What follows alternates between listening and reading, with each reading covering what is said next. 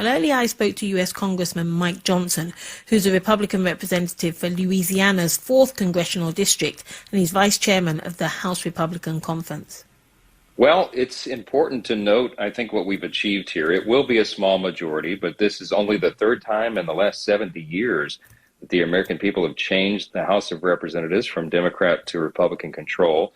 What this means now is that there'll no longer be single-party rule in Washington. Of course, for the last 2 years, you've had the same party in charge of the White House and both houses of Congress, so this will be a big change. We will begin, as Republicans, fulfilling our commitment to America that we made to the voters during this election cycle, and we'll also begin in early January, when the new Congress starts, fulfilling our critical oversight responsibility in Congress, investigating some of the corruption that we've seen the last 2 years. So it will be an interesting time in our politics here. It's interesting that you're talking about corruption, investigating. What do you mean exactly? Well, there are a number of investigations that the American people are deeply concerned about.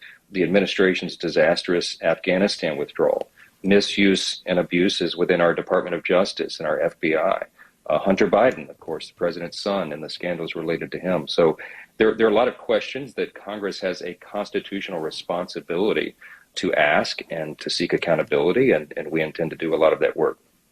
It's interesting that you're talking about that because, of course, Joe Biden will need support of Republicans in order to put through some of his policies. It sounds as if some Republicans like yourself may not be thinking about any kind of cooperation. Well, we would like to reach consensus, but the problem that we have, and the reason that the American people have returned control of the House to Republicans, is that they want us to stop the Biden administration's agenda. That is, his policy choices and decisions are precisely what has led us into the many crises we face.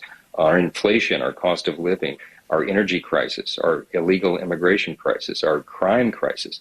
There is literally a disaster in almost every area of public policy domestically. And of course, on the world stage right now, we have been weakened. And so people want us to seek a change and to advance a change, and that's what we intend to do. If the president will be willing to work with us on a different direction, that would be welcomed, and we would love to do that. But the decision will be his.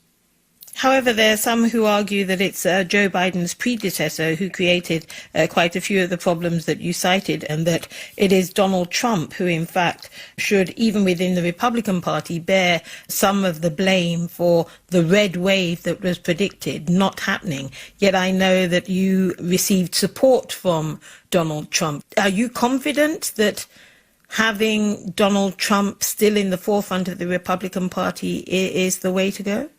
Well, look, the dust is still settling from the midterm elections, and there are still races left to be called, even as we speak tonight. And I suspect in the coming days and weeks, it'll become more clear why some of our statewide candidates underperformed relative to the expectations of pollsters. But I think it's important to note here, the pollsters all got it wrong, on the right, left, and the center, all anticipated a big red wave. So I think there were probably a number of factors that weighed into the outcome that no one expected, and we're still trying to sort all of that out. There are those within the Republican Party who are rather ill at ease about Donald Trump and his candidacy. It is a cause of division within your party, isn't it? Do you feel maybe that division could ultimately hand a victory to the Democrats because your party cannot unite over somebody who's become a very divisive figure? No, I'm not concerned about that. I think the Republican Party will unite. The stakes are very high. The contrast is very sharp between our party and the Democrats. Under Joe Biden, we have inflation that's soaring, gas prices are out of control, crime is rampant, and I think the American people recognize that. Certainly those in our party do. You know, we just had an election. It's not even completed. There's still races yet to be called. So right now our focus is on governing in 2023, not the election of 2024. We have 2 years to sort all of that out, and I think that's plenty of time. What about the current House Leader, Kevin McCarthy? Does he get your backing to become House Speaker? He does. You know, the consensus here is that no one worked harder for the Republicans here. The success that we had, you know, flipping the House for the third time in just 70 years, Kevin worked harder than anyone to make that outcome a reality. He earned the privilege of serving as our Speaker beginning in January, and I think he'll have the votes to do that. And, you know, until then, like I said, we are just laser focused on getting our team in place, to begin governing in the 118th Congress that'll begin in early January. We have a lot of work to do, and I think we'll be united in that cause. And that is Congressman Mike Johnson of the Republican Party. He's the representative for Louisiana's 4th Congressional District.